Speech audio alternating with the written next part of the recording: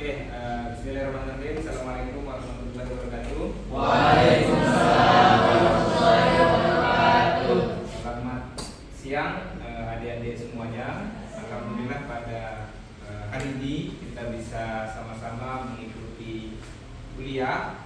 Mata kuliahnya namanya mata kuliah ini adalah ekonomi pembangunan. Nah, teman-teman sekarang mengambil mata kuliah ini semester 5. Jadi saya asumsikan teman-teman sudah memiliki pemahaman-pemahaman yang baik tentang teori-teori ekonomi. Nama mata kuliahnya ekonomi pembangunan. Kalau kalian mendengar sahabat-sahabat mahasiswa semua mendengar kata ekonomi, apa yang terbayang di benak teman-teman semua? Uang. Tentang apa? Uang. Tentang uang. Money. Kebutuhan. Sumber daya apa? Kenapa orang belajar ilmu ekonomi?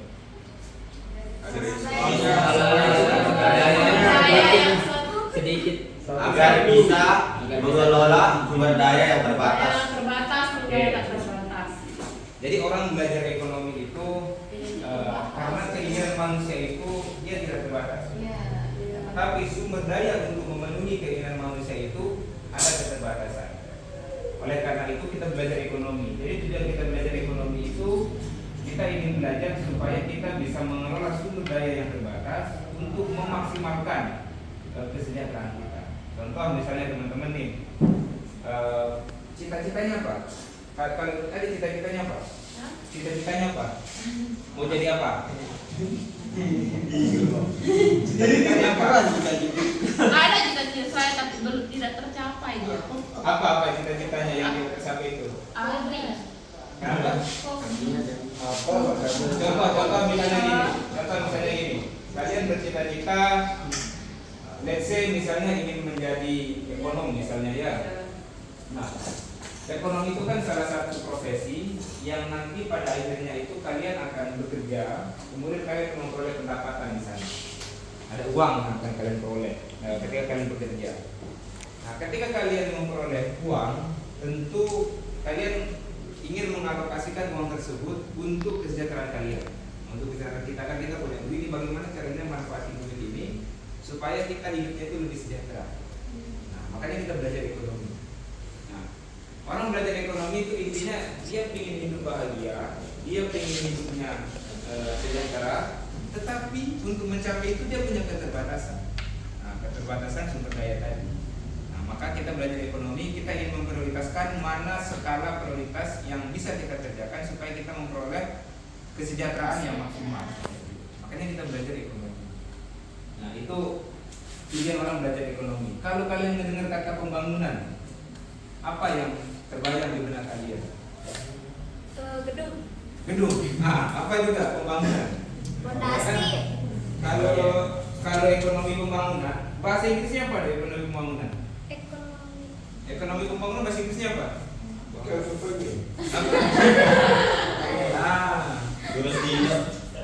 Jadi bahasa Inggrisnya itu deh kalau kalian kuliah di luar negeri Jadi siapa yang bercita-cita kuliah ke luar negeri? Ada? Saya. Siapa nih yang cita-cita kuliah ke luar negeri? Saya. Tapi takdirnya di Semuanya tidak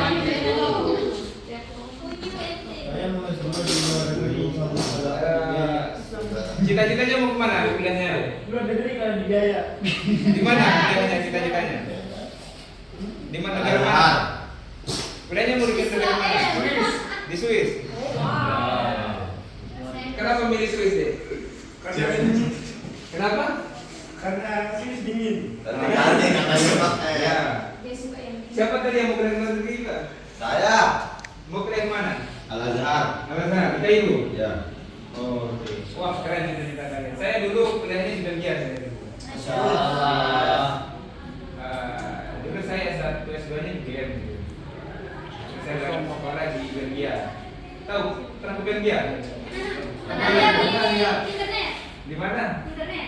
Belgia itu nanti kalian sekolah ke sana ya. Jadi kalau peta Eropa ini Belanda, ini Belgia, ini Jerman, ini Prancis, ini Inggris. Nah, bagian di sini, tengah-tengah.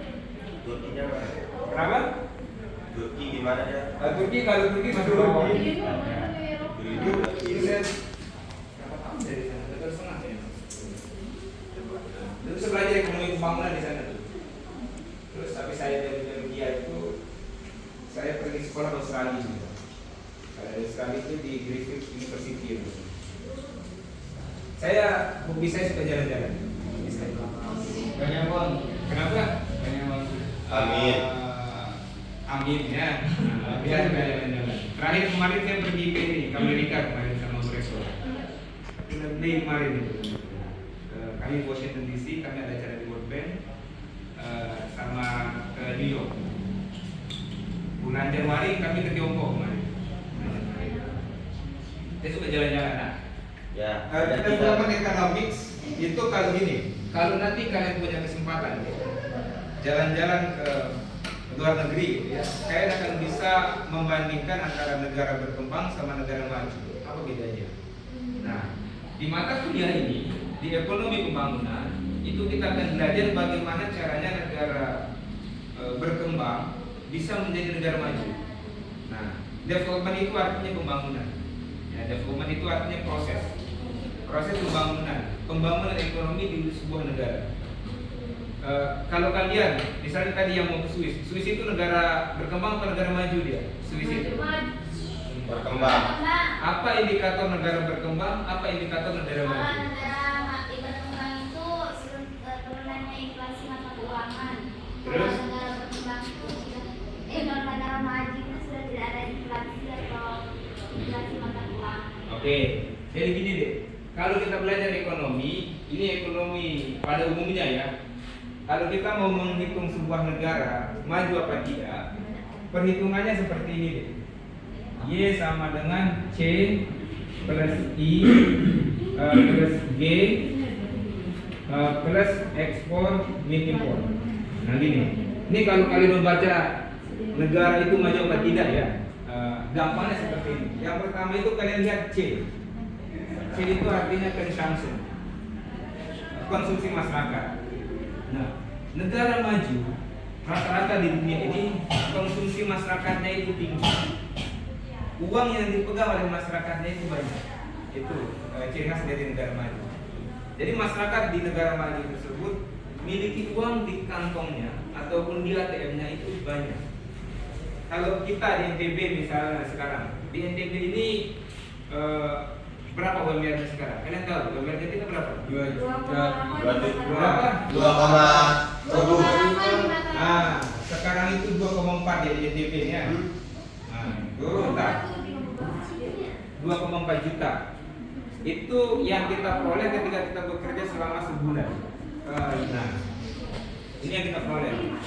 Kalian tahu kalau di negara maju itu berapa UMR-nya? 20 juta. Berapa? 50 juta. Nah, saya kemarin ke New York, saya kemarin ke Philadelphia di sana. Di Philadelphia itu kemarin saya ketemu sama teman saya, dia punya pabrik. UMR-nya di sana itu kemarin 44 juta di sana. Nah, per bulan UMR-nya. Saya dulu waktu tinggal di Belgia, saya dapat beasiswa dulu. Beasiswa saya itu dulu kalau di waktu itu saya 2016 berangkat ke sekolah di Belgia itu. Saya dapat beasiswa per bulan itu 35 juta. Per bulan? Ya, yang saya peroleh duit. Nah, tapi di sana itu UMR-nya itu mendekati 50 juta. Gitu. UMR-nya mendekati 50 juta. Jadi waktu itu saya hidup di bawah garis kemiskinan waktu itu di sana. Nah, kalau di negara maju, ketika kita hidup di bawah garis kemiskinan, negara itu hadir memberikan yang namanya subsidi. Subsidinya itu banyak hal. Contoh misalnya ketika kita sakit ya, ketika kita sakit, kalau di negara maju, kita pergi nih ke rumah sakit, dia nggak nanya kita, kamu punya uang nggak untuk berobat? Enggak, nggak ditanya kita. Tapi kita langsung diberikan tindakan, fasilitas kayak gitu. Nah, ketika kita bekerja di negara maju, kemudian pendapatan kita di bawah UMR, negara itu memberikan subsidi, di cover ya. Nah subsidi itu banyak modelnya. Contoh misalnya transportasi.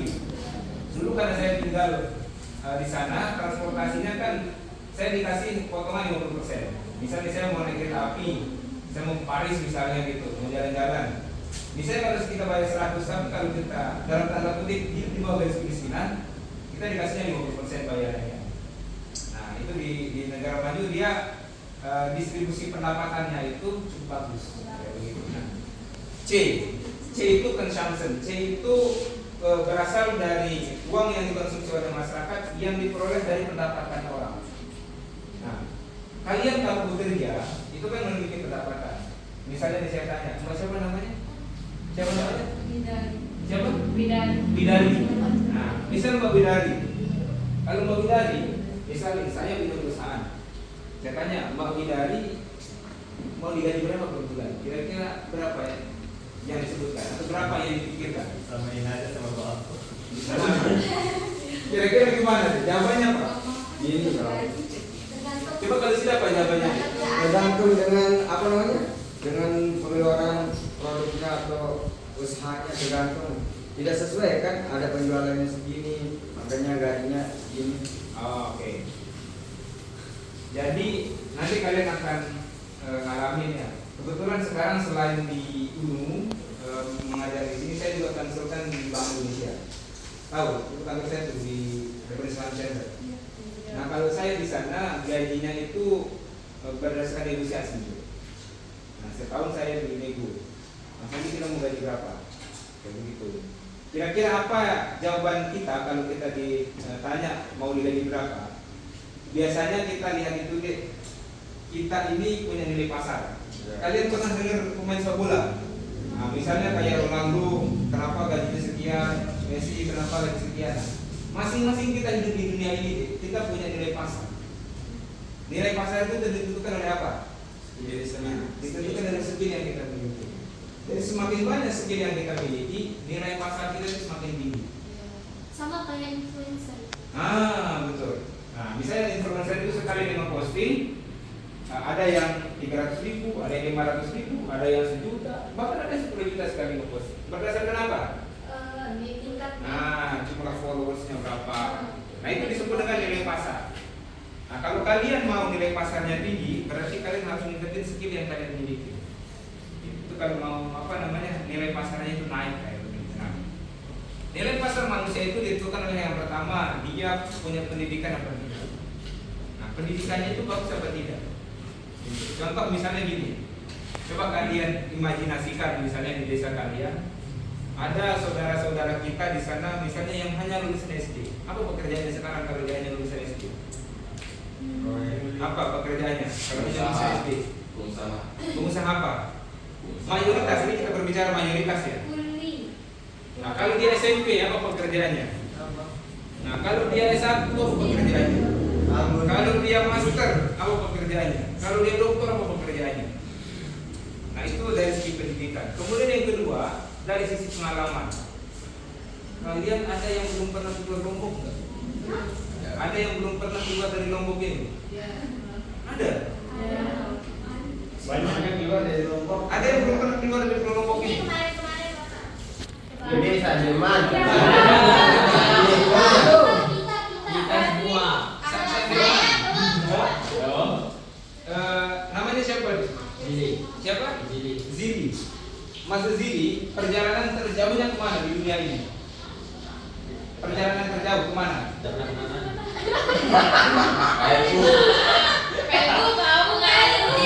Enggak. Perjalanan terjauh mana? Pernah ke Semalun? Nah itu sini rumahnya di mana? Labu Api. Belum pernah ke Bali? Belum. Ke Bali belum pernah. Juli besok ini. Bujur besok ini. Oke. Oke. Sumbawa belum pernah? Belum. Oke. Nah kalau sini kemana perjalanan terjauh? Dompu. Pakai apa? Pesawat atau mobil? Pakai mobil. Pernah. Ya. Saya biasanya ke di Dompu itu pakai pesawat. Kemarin tuh saya nyetir sendiri tuh. Cuma capek 12 jam ya. Sini kemana pakai jauh? Jawa Timur. Kemana jauh timurnya? Di Kediri. Kalau Sida paling jauh mana? Bandung. Sida ke mana paling jauh deh? Sama kemarin Ke Bandung. Sida ke mana deh paling jauh? Kayu. soalnya bapak kemarin daerah ini kita perjalanan jauh. Dek, kemana paling jauh perjalanannya? Gotim. Kemana deh paling jauh? Mana ya? Sida? Malaysia. Mana? Malaysia. Halo, udah dulu. Kapan? Oh, Filipin. enggak. Bahan 19. 2019. Kegiatan apa di sana deh? Hah? Kegiatan apa? Syuting.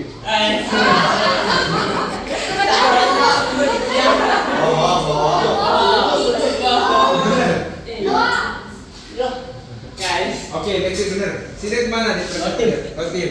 Kemana gotimnya? Sida sini mana? Dosari. Bali. Paling jauh kemana? Bandung. Bandung. Oke, Mbak paling jauh kemana? Mbak paling jauh kemana? Mas paling jauh mana? Enggak kemana-mana. Jadi gini nih.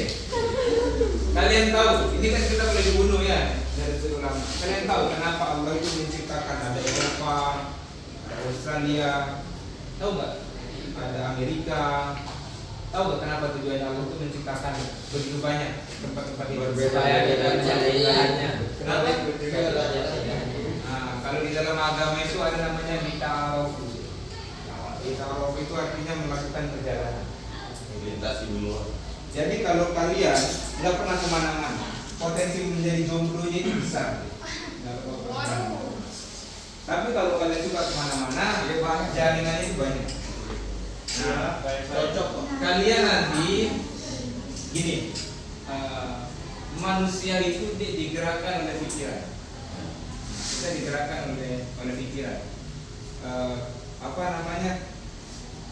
Apa yang kita lakukan itu digerakkan oleh pikiran. Kalau pikiran kalian, bisa kalian punya cita-cita untuk di luar negeri, percaya sama saya itu bisa terjadi. Gampang itu. Ya sekarang kalian mau kemana? Gampang ya. Kenapa deh? Kalau kita sudah punya perencanaan yang matang, yang bagus, Allah itu kan ngasih kita jalan. Allah itu kan ngasih kita jalan. Nah, penting itu punya cita-cita. Apa namanya, supaya kita punya jalan yang bisa kita tempuh dengan bagus dan baik. Nah, kalau kalian ke negara maju, misalnya nanti kalau kalian pergi ke negara maju, kalian lihat bedanya pembangunan di negara maju sama di negara berkembang. Itu sangat kontras. Kemarin itu saya ke New York. Di New York itu bangunannya ya kiri kanan gedung-gedung tinggi semua, gedung mencapai langit. Itu tinggi gedungnya. Kalau kita bandingkan dengan membuat tengah misalnya, itu jauh bedanya. Janganlah kita perbandingkan yang jauh-jauh dah. Siapa yang dari Lombok Timur di sini ada? Lombok Timurnya mana? Wonosobo. SMP di mana dulu? SMP di Wonosobo. SMA di mana? Soalnya Marif. Marif di Kota Karangan. di Kota Karangan. Oh, oke. Lombok Timur di Wonosobo itu mana di Lombok Timur? Pintai. Iya. SMP di mana? SMP 3 Megabaya. Sampai SMP kita. Dari mana? Oh, beda pula. Dari mana? Itu SMP 3 Megabaya itu skill yang wajib kita miliki itu buat rumah. Hari ini ya. Tapi tinggal lihat kita ini, desa kita ini.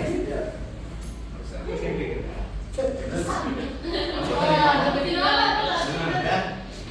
Siapa lagi Lombok Timur di sini? Bapak dari mana? Dari mana bedanya? Nah, nanti saya jawab. Lombok Timur di mana deh? Sakra Timur. Orang Lombok Timur punya sakti ya. Ya, SMP SMA di mana dulu nih? Adi? Sakra Timur.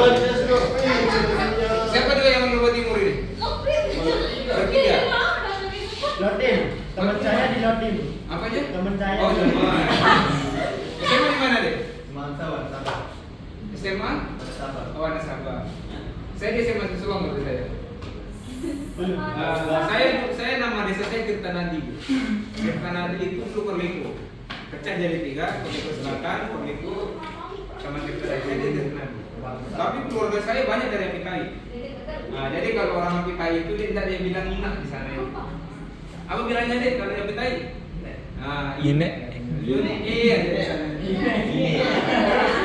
Oh. Nah, di sana itu contoh misalnya nih, orang Indonesia kalau bilang nenek apa katanya? Orang Gunung Sari kalau bilang nenek apa?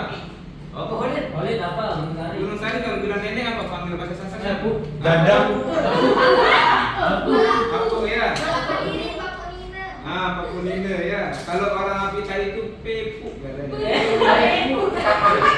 Ya, dia. Ada juga manusia. Ya, nah. Jadi misalnya gini, coba bandingkan Apitai dengan Kota Mataram. Nah, kira-kira ini kita menggambarkan bedanya saja ya, daerah yang maju sama tidak dari infrastrukturnya beda nih. Apitai sama Mataram itu beda nggak? Orang masing-masing rumah itu punya mobil kalau di Mataram. Beda. Apalagi kalau konteksnya negara nih. Nanti kalau kalian, saya kemarin kan ke Tiongkok itu ke Cina, itu kami mengunjungi kota di provinsinya Guangxi namanya. Wow, siap. Ya, nanti di sana kita pembangunan gedung segala macam. Nah, kalau kita di ekonomi pembangunan itu kita belajar tentang itu nih, bagaimana prosesnya nih negara yang belum maju sehingga menjadi negara yang maju. Kita berbicara daerah, misalnya sekarang kalau kita berbicara di NTB ini, mana daerah yang paling banyak penduduk miskinnya? Tahu nggak jawabannya mana? Kayak itu. Nah, kalau dari segi persentase ya di NTB ini yang paling banyak jumlah penduduk miskin dari segi persentase itu Lombok Utara. Enggak ada Lombok Utara di sini. Ada. Lombok Utaranya mana deh? Oh, Tanjung. Ya. Ah, kalau Tanjung masih penting lah. Nah, terus kalau dari segi jumlah, tebak mana? Desa saya. Dari segi jumlah kabupaten atau kota yang paling banyak dari segi jumlah penduduk yang miskin paling banyak di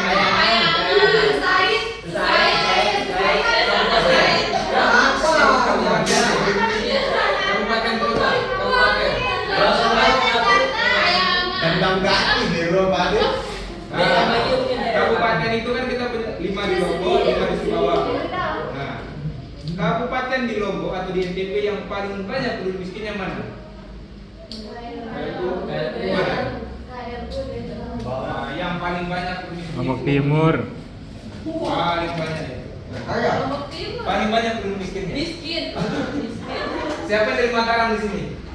Ada, Pak. Mataram di mana deh? Ampenan. Sini dari mana deh? Lombok Barat. Lombok Barat di mana? Labu Api. Labu Api.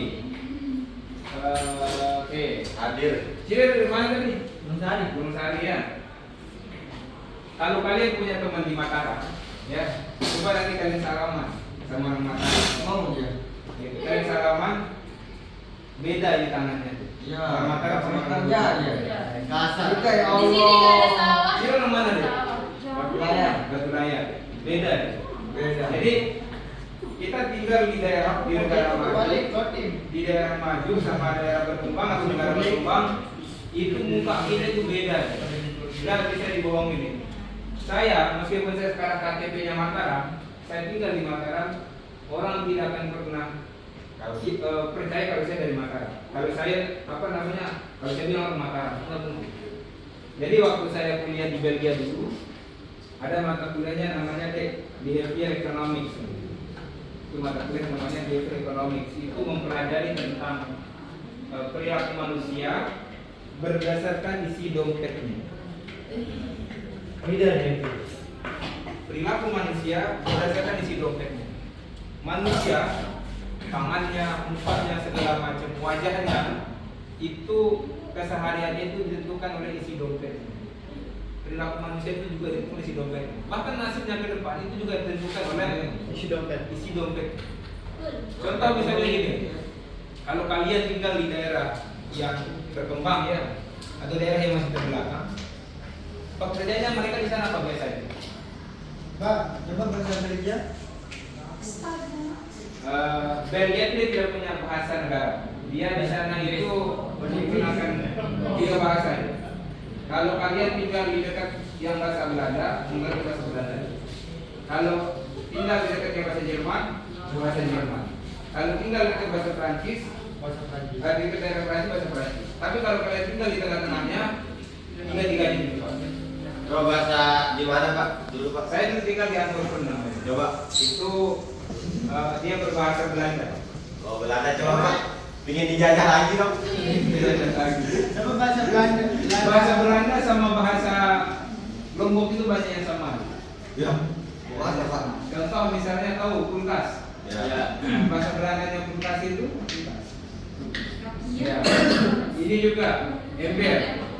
Ember itu bahasa Belandanya ember. Banyak yang sama. Hanya Lombok dijajah juga. Kenapa? Iya, kita Kalau saya ganteng Pak apa bahasa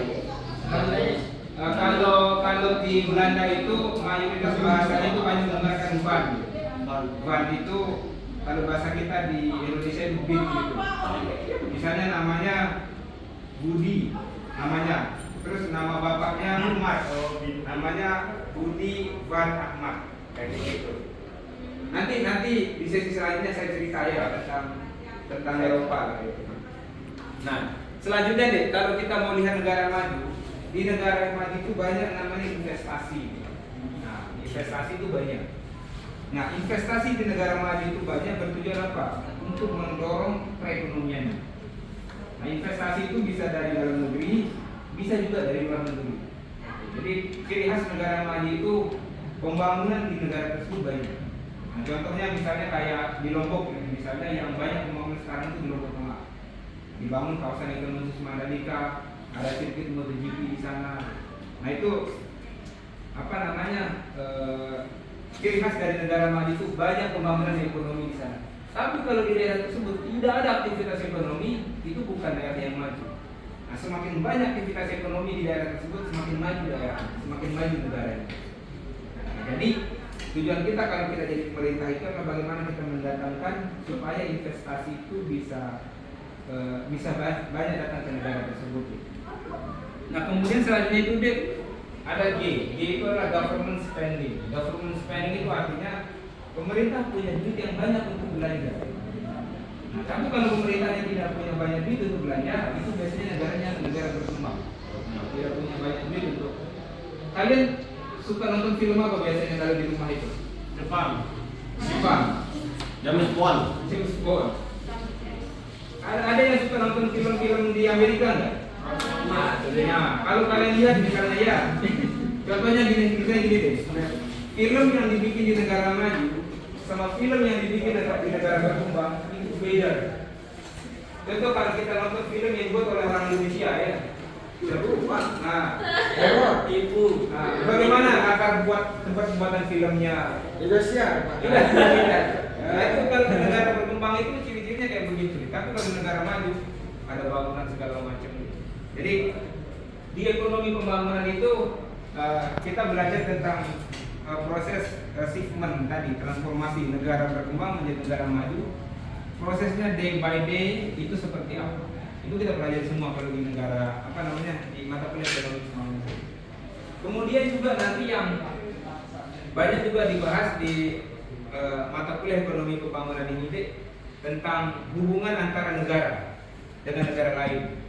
Misalnya Indonesia bagaimana hubungannya dengan Amerika Serikat, bagaimana hubungannya dengan Tiongkok, bagaimana hubungannya dengan negara Timur Tengah, itu kita pelajari juga di mata kuliah ekonomi pembangunan ini. Sebelum kita tutup, kalian ada pertanyaan nggak? Ini karena di pertemuan pertama ya, bebas kalian mau nanya apapun, baik terkait dengan mata kuliah ini ataupun nggak terkait dengan mata kuliah ini. Karena ini pertemuan kita yang pertama. Itu yang pertama. Silakan ya. Yang ini Pak, yang di sirkuit Mandalika itu kan ada pembangunan yang akan dibangun di Tanjung An itu Pak. Ya. Tentang bar yang besar itu kan. Ya. Yang di ITBC yang ITDC. ITDC. Gimana itu Pak pendapat Bapak? Oke. Apakah perkembangan kan itu perkembangan juga Pak. Cuman kan menghilangkan kealamian laut. Oke. Wah ini dari sini dari mana dia aslinya? Bertais. Dari Bertais. Oke, sini ngikutin kasus itu ya. Ya. Jadi gini, di dalam ilmu ekonomi pembangunan, kalau kita mau membangun suatu daerah supaya daerah itu maju dan dengan cepat gitu ya. Ada teori namanya big push namanya. Big push itu ibaratnya gini, ibaratnya ini daerah atau misal sekarang nih Lombok Tengah gitu ya. Ya. Supaya ekonomi di Lombok Tengah itu cepat maju, ada cara namanya teorinya itu big push. Big push itu dia taruh uang langsung cekrek di sana. Langsung ditaruh uang banyak langsung di sana. Dia bangun hotel, dia bangun macam-macam infrastruktur, sehingga orang Lombok Tengah itu bisa bekerja ketika proses konstruksi hotelnya. Kemudian nanti setelah hotelnya itu juga jadi, kan dia bisa memperoleh apa namanya pendapatan dari sana. Nah, idealnya di dalam ekonomi itu seperti itu idealnya. Idealnya itu ketika ada hotel masuk di sana, lalu orang-orang di sekitaran ITDC misalnya dia bisa bekerja sebagai konstruksinya ataupun nanti sebagai pengelola hotelnya itu. Itu teorinya. Tapi yang menjadi pertanyaan, kenapa kira-kira orang di Pantai Tanjungan itu protes? Nah, karena nanti dia khawatir dia tidak bisa bekerja di hotel yang dibangun tersebut. Nah, kalau di dalam ekonomi pembangunan itu atau di salah satu prinsip di ekonomi ya, kemarin kalian kan sudah belajar teori ekonomi, belajar belum? Ya. Nah, jadi di teori ekonomi itu ada 10 prinsip ekonomi. Salah satunya itu ada namanya trade-off. Trade-off itu di dalam sebuah kebijakan pasti kita mengambil kebijakan ataupun masyarakat itu yang mengalami namanya kebimbangan, kegalauan. Contoh misalnya gini, kalian hari ini misalnya datang ke, misalnya kalian bangun tidur ya, kalian bangun tidur. Ketika kalian bangun tidur itu kan ada banyak pilihan hal yang bisa kalian kerjakan ketika kalian bangun tidur. Bisa kalian ke kampus, bisa kalian pergi nongkrong sama temannya, bisa pergi jalan-jalan sama keluarga ibu bapak di rumah, atau bisa pergi jalan-jalan pergi ke Bali misalnya atau pergi ke Sumbawa. Nah, masing-masing kebijakan yang kita ambil itu pasti ada namanya trade-off. Kita mengalami kebimbangan, kegalauan. Nah, kira-kira nih kalau kebijakannya diambil apa dampaknya? Kembali ke kasus Tanjungan itu. Sudah tahu status lahan itu siapa yang miliki di sana? Dan itu nggak ada anunya Pak, nggak ada surat-suratnya Pak. Nah, itu adalah kawasan ITDC Mandalika. Nah, jadi yang punya lahan itu, kalau nggak salah jumlahnya kalau untuk kawasan Mandalika itu sekitar 1.400 hektar. Itu yang memiliki kawasan itu adalah ITDC Mandalika.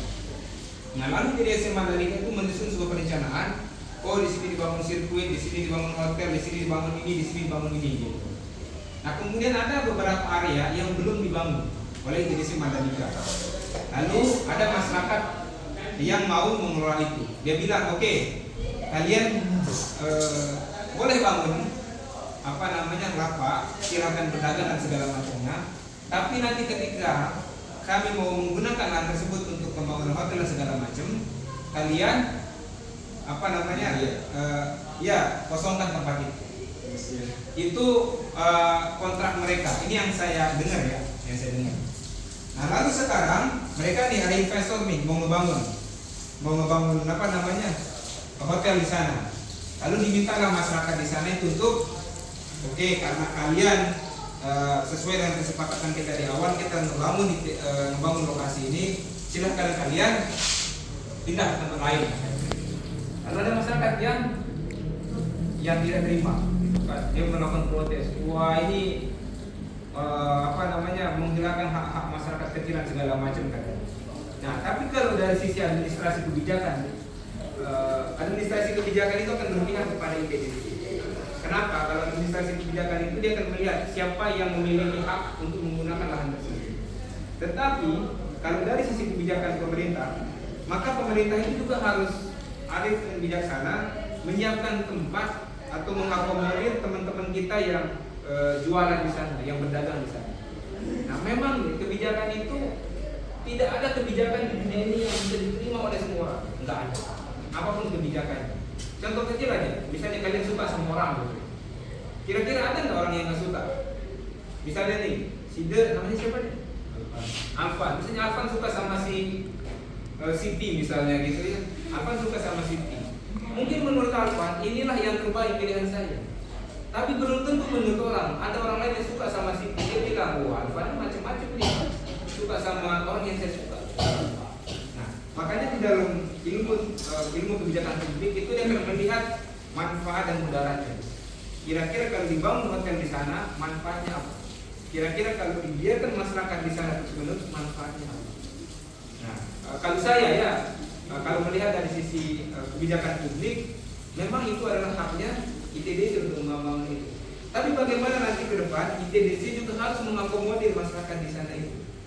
Nah, jadi nggak bisa semena-mena, misalnya kalau kita usir, memang harus ada alternatifnya di sana. Misalnya nanti di data nih dari para pedagang yang ada di sana itu, kira-kira nih dari antara semuanya ini ada yang nggak yang bisa bekerja di sektor pariwisata misalnya. Nanti kita bangun hotel bintang 5 di sini. Ada nggak nih masyarakat yang tadi yang berdagang itu bisa bekerja di hotel bintang 5 ini? Misalnya ada di anak muda tapi kita belum punya skill Pak. Oke, kalian kita sekolahin misalnya di Polres Pak, kalian punya skill itu, nanti kalian bisa bekerja di sini di hotel itu. Nah, memang si malakama di dalam pembangunan itu kadang-kadang kita nggak siap sebagai masyarakat. Misal gini, misalnya dibangun hotel bintang 5, tapi kita untuk bekerja di hotel bintang 5 itu ada persyaratannya. Kenapa orang luar yang bisa masuk ke sana? Apa jawabannya? Karena orang luar yang punya skill. Kita nggak punya skill. Nah, oleh karena itu kita punya skill supaya kita bisa masuk bekerja di sektor itu. Nah, itu yang jadi tantangan itu. Makanya ya kadang-kadang itu pengambil kebijakan juga dilema gitu. Oh, kita prioritaskan pembangunan di sini, tapi masyarakat kita belum memiliki skill itu. Contoh misalnya nih, hotel bintang 5 itu dia membutuhkan persyaratan misalnya bahasa, kemampuan bahasa. Bisa ke masyarakat kita memiliki tadi kemampuan bahasa yang sesuai dengan requirement yang dibutuhkan itu. Nah, itu jawabannya. Ada tanggapan? Ini Pak, kan itu soal tanahnya itu kan Pak. Ya. Tanahnya itu dari mana dia dapat? Apakah beli dari mana dia Pak? Nah, jadi dari Allah. Status tanah. Ini kita berbicara masalah undang-undang agraria ya. Kita berbicara undang-undang agraria. Itu tanah itu dimiliki oleh yang namanya negara. Dimiliki oleh negara. Kemudian masyarakat itu mendiami tempat itu.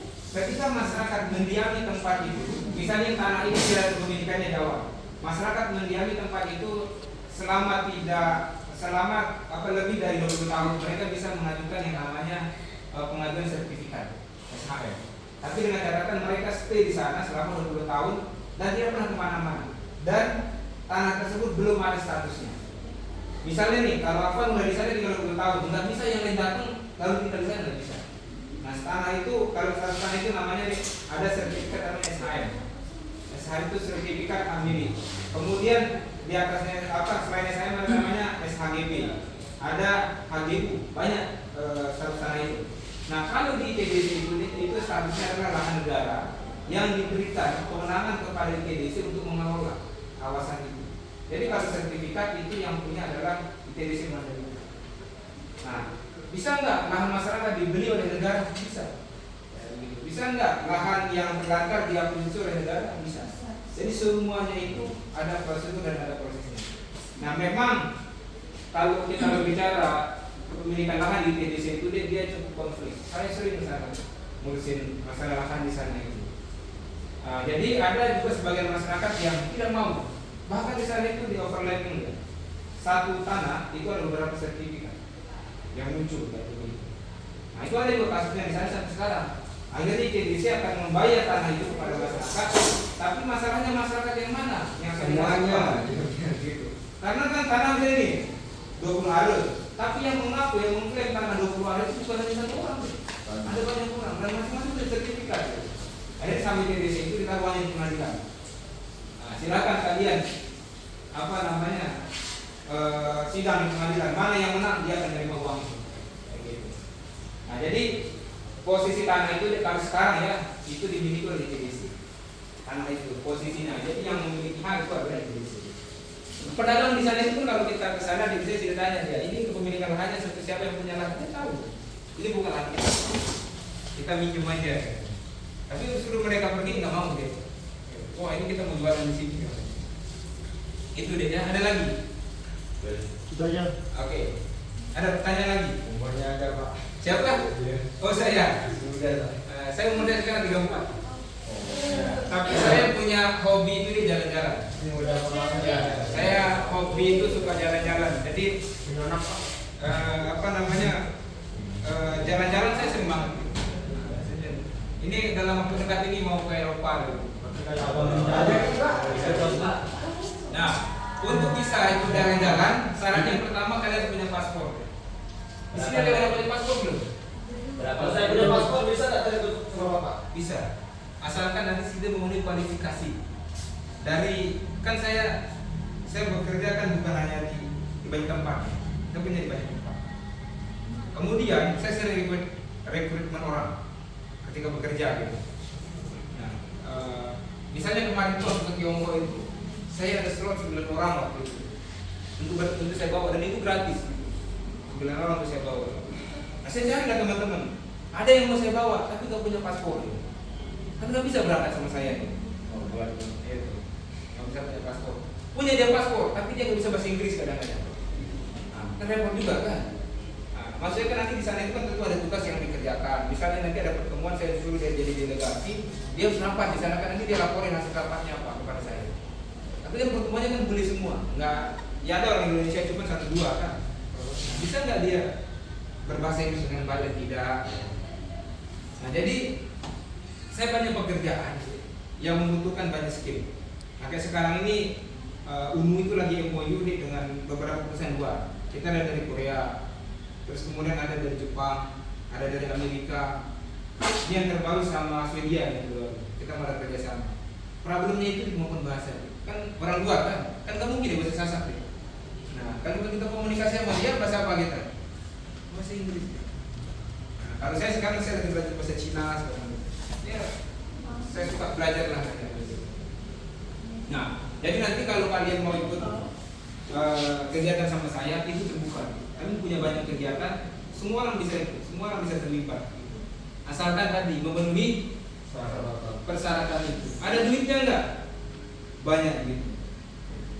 Banyak duit. Cara jadi orang kaya itu banyak. Tapi kadang-kadang kita nggak siap menjadi orang kaya. Contoh misalnya, kalian misalnya ini, saya tanya misalnya Van mau nggak saya kasih sih gaji sebulan 1 juta? Apa kira-kira jawaban sih Van? Kemampuan. Kemampuan. Kalau saya bilang sama si Devan, mau nggak saya gaji sebulan 20 juta? Apa sih dia? Rata-rata deh kalau kalian lagi kerja di lembaga internasional ya, itu pasti kalian ditanya berapa nilai pasar kalian. Biasanya dibayar kita berdasarkan nilai pasar. Berapa nilai pasar? Itulah yang dibayar kepada kita. Oleh karena itu buat kalian sekarang naikkan nilai pasar. Bagaimana cara menilaikan nilai pasar? 1, kemampuan bahasa Inggrisnya harus bagus. Kalau kalian bisa bahasa asing, kalau ke depan itu dia perekonomian dunia sekarang ini kan sedang bergeser itu pertama ke Tiongkok sekarang. Jadi kalian bisa belajar bahasa Tiongkok. Kemudian India, itu pergeseran ekonomi lagi ke sana sekarang. Jadi kita bisa bahasa India juga. Semakin banyak kemampuan bahasa yang kita miliki, nilai pasar kita bagus. Kemudian apa lagi skillnya yang kita miliki? Nah, skill analisis. Bahasa analisis kita juga bisa jago IT misalnya. Jadi kalau kalian ditanya, kalian ini bisanya apa? Kalian jawabnya apa? Bisanya apa nih? Nah, ini kami sering punya guyonan deh. Kalau tidak ganteng, kalau tidak kaya, apa satu lagi itu? Tidak ganteng, tidak kaya, apa saya satu? Pokoknya kalau laki-laki ya, kalau laki-laki itu deh, kalau perempuan mau dia nggak cantik, mau dia nggak kaya, tetap banyak orang yang bisa mengasihani. Itu kalau perempuan. Misalnya dia cantiknya biasa saja gitu. Tapi asalkan dia wanita, banyak orang yang bisa iba kepada dia, banyak orang yang mau sama dia, banyak orang yang mengasihani dia. Gitu. Tapi kalau laki-laki nggak punya duit, ada nggak yang mau sama kalian? Nggak ada. Oh, jangan harus ya. Kalau sekarang ini ya kayak gini, cocok. Nah, jadi kalau laki-laki itu memang nggak mau harus fighting, mau kerja keras. Laki-laki itu dihargai karena duitnya katanya. Oh ya, oke. Nah, nanti kalau ada hal-hal yang ingin kalian tanyakan, kalian bisa kontak saya anytime, bisa WA dan segala macam ya. Selanjutnya kita tutup sampai di sini. Ini pertemuan pertama, nanti kita akan ada lagi pertemuan selanjutnya. Terima kasih atas keaktifannya teman-teman semua. Assalamualaikum warahmatullahi wabarakatuh.